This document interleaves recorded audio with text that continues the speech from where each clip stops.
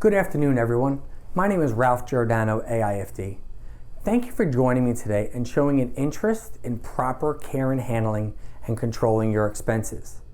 This shows that you're serious and want to take the correct steps towards higher profits. For those of you that don't already know me, I am a fourth generation brick and mortar retail business owner.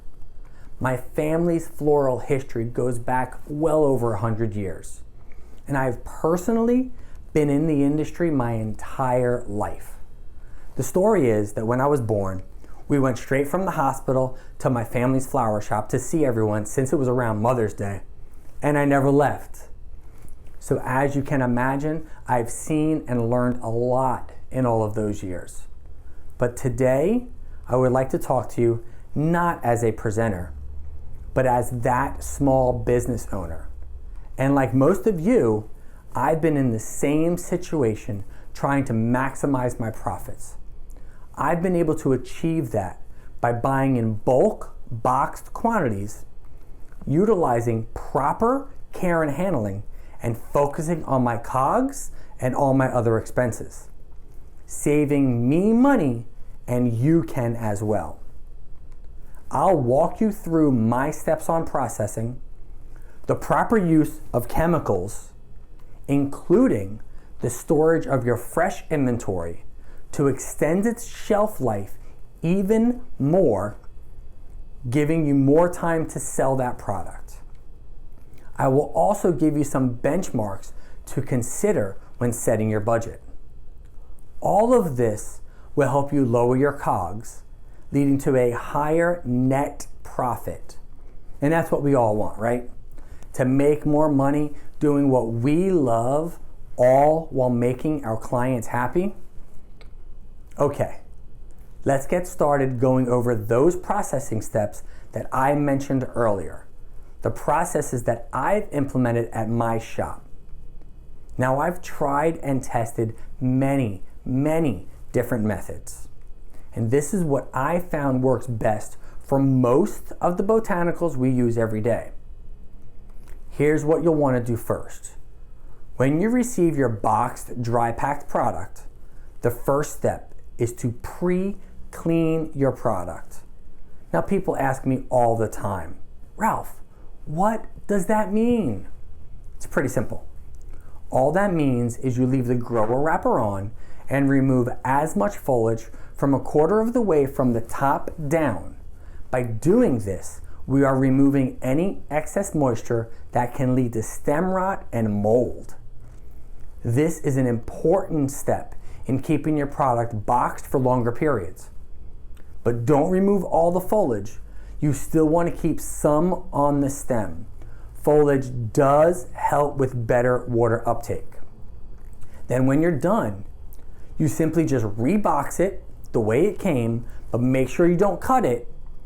All you're going to do is dry store the product in your cooler pre-cleaned, where it will stay till you're finally ready to cut and start the cold hydration process. Here's a little tip for you. If you can, store your roses using Arrival Lives. This will reduce the carbohydrates, extending its shelf life, giving you more time to store and sell those roses. Also, anything geotropic, which means that it grows away from gravity, like snaps, stock, or bells, you'll want to store them in an upright box if you can. This will help to prevent any future bent stems. Okay, everybody with me so far? I know it's a lot of information to absorb, and it's not as glamorous as the floral art that we create, but it's just as important. Believe me, it can and will make a difference. So let's do a quick recap. So far, we've pre-cleaned, cold stored our dry box product. Now, when it's time to start the hydration process, you simply take that product that you predict that you'll need for the next few days, depending on how your week is turning out, but make sure to leave the rest in a box for later until you need it. You give that product a fresh cut, leaving the grower wrapper on, and place it into your cold hydration chemical water mixture for at least a few hours, but preferably overnight, to allow the hardening process to take effect. This will save you money by being able to buy in bulk, buying them for less, lowering your fresh COGS, and eventually adding to your bottom line. By the way, does everyone know what a cold hydration process is? It's simple. You take a hydration chemical like Floral Life's HydroFlor 100. This opens up the capillaries and kills bacteria, allowing for better water uptake. HydroFlor is a close relative to Quick Dip that most of you know or use. They have a very similar chemical makeup. The difference is HydroFlor 100 is a concentrated product. You add the correct amount of chemical to plain water. Not water with flower food in it, just water. HydroFlor gives all the right nutrients at this stage of hydration. All you do is place that chemical water mixture bucket into the cooler overnight or at least a few hours before to get the water as cold as your cooler temperature. Then when it comes time to finally hydrate your product, all you need to do is cut and drop the product. The product will drink up the cold water chemical mixture, improving the hardening process, leading to a better performing botanical and a longer vase life. Cold water hydration has been proven to be a better hydration method than hot or warm water. The biggest difference is with the bacteria. Hot water harbors bacteria.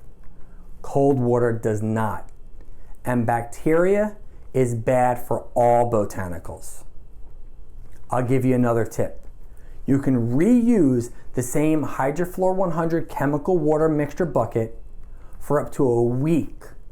All you need to do is keep the water clean by removing any floating debris like leaves. No more dumping and refilling buckets all throughout the day and having to cut, dip, drop. Now all you need to do is cut and drop, since you'll be able to reuse the same bucket multiple times throughout the week. This will save on valuable time and labor. And we all know the saying, time is money. It's so true. I say it all the time to my staff. Okay, now, when you're ready to finally work with the product after the hydration process has taken effect, you now open, remove the wrapper, and clean the botanical the rest of the way. Give it a fresh cut and place it into your cooler work buckets. These buckets should be filled with a holding chemical like Floral Life's 200.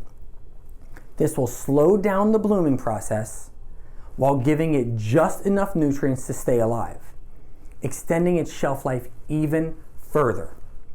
The same is true with these buckets. Keep the water clean and you can reuse the same bucket for up to a week. Again, no more dumping and refilling buckets all throughout the day. Have you ever counted the number of buckets and vases you keep in your cooler? I have. And I have just over 100 that we keep filled in the cooler weekly. There is no way I would have time to dump and refill those day after day. Wow, I'm tired just thinking about it. Now, when it's finally time to get creative and do what we do, creating beautiful floral art, you'll want to use Floral Life's Crystal Clear 300. This is what most people call flower food. This goes in your vases and your oasis water where you hydrate your foam. This is also designed to continue to kill bacteria and give the botanical the additional food it now needs to continue the blooming process, extending the vase life while also keeping the water clean, leading to happy clients and great reviews, which is essential to the growth of our industry. By the way, how many of you use finishing sprays when your design is complete? Like Floral Life's Finishing Touch or Crown and Glory? You should. And there is a difference between the two. They each serve a purpose. Finishing Touch is a hydration spray. It absorbs into the blossom, hydrating it and allowing it to continue to develop. This is great for your everyday retail designs, helping the design to last even longer for the consumer. Different from Crown and Glory, which is a sealant, sealing the moisture into the blossom, potentially stopping further development. This is great for event work, flowers to wear, or any botanical that have no water source, or even ones that are at their peak of their blooming process. Let's quickly go over those steps again.